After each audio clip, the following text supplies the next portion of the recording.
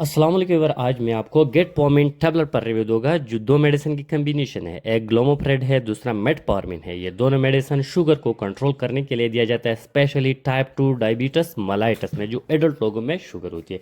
Sugar की दो अकसाम होती है, एक टाइप 1 डायबिटीज मलाइटस है, एक टाइप 2 डायबिटीज मलाइटस। टाइप 1 इस डायबिटीज मलाइटस को कहती है जब एडल्ट लोगों में होती है। टाइप 1 डायबिटीज मलाइटस छोटे बच्चों में होती है जो इंसुलिन डिपेंडेंट डायबिटीज मलाइटिस कहा जाता है, और एडल्ट लोगों में जो डायबिटीज मलाइटिस होती है वो है टाइप 2 डायबिटीज मलाइटिस। टाइप 1 में पेनक्रियाज इंसुलिन की प्रोडक्शन बिल्कुल नहीं कर देती, इसलिए ये इंसुलिन की बगैर कंट्रोल नहीं होती, जबकि टाइप 2 डायबिटीज मलाइटिस एडल्ट में होती है।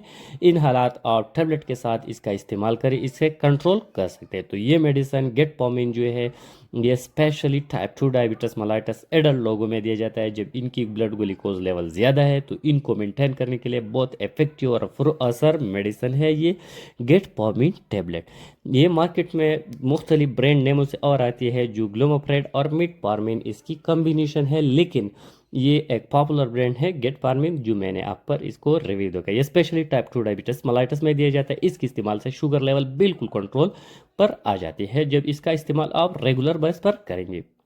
साथ ही इस मेडिसिन के साथ आपको रेगुलर बेस पर एक्सरसाइज करना, अपनी डाइट और ग़िज़ा का ख्याल रखना और स्ट्रेस, एंजाइटी, टेंशन, डिप्रेशन को ख़त्म करना निहायत ज़रूरी है। अगर आप एक्सरसाइज नहीं कर रहे, अपनी ग़िज़ा का ख्याल नहीं रखी, या आप बहुत ज़्यादा सोचते हो और टेंशन और डिप्रेशन में रहती है, तो आपकी शुगर फिर भी कंट्रोल नहीं होती। इसलिए ज़रूरी है कि शुगर मेडिसिन के साथ साथ आप अपनी जिस्मानी और लाइफ स्टाइल को चेंज करना भी ज़रूरी है, स्पेशली ग़िज़ा का ख्याल रखना और एक्सरसाइज का ख्याल रखना निहायत ज़रूरी है। इस मेडिसिन के थोड़े बहुत साइड इफेक्ट भी हो सकते हैं। इसके इस्तेमाल से स्टमक में अपसेट हो सकती है, डाइजेस्टिव प्रॉब्लम पैदा कर सकती है, हाजमा डिस्टर्ब कर सकती है, आप भूख की कमी लायक कर सकते हैं। ये मेडिसिन लॉन्ग टाइम यूज़ से आपकी जो खून की कमी है भी ला सकती है। कुछ लोगों में स्किन रैशेस भी काज कर सकते हैं, बहुत रेयर केसेस में, इतनी ज़्यादा नहीं। अगर इसके प्रिकॉशन को देखा जाए तो ये प्रेगनेंसी और जो लोग इससे हाइपर सेंसिटिव इनको नहीं देना चाहिए।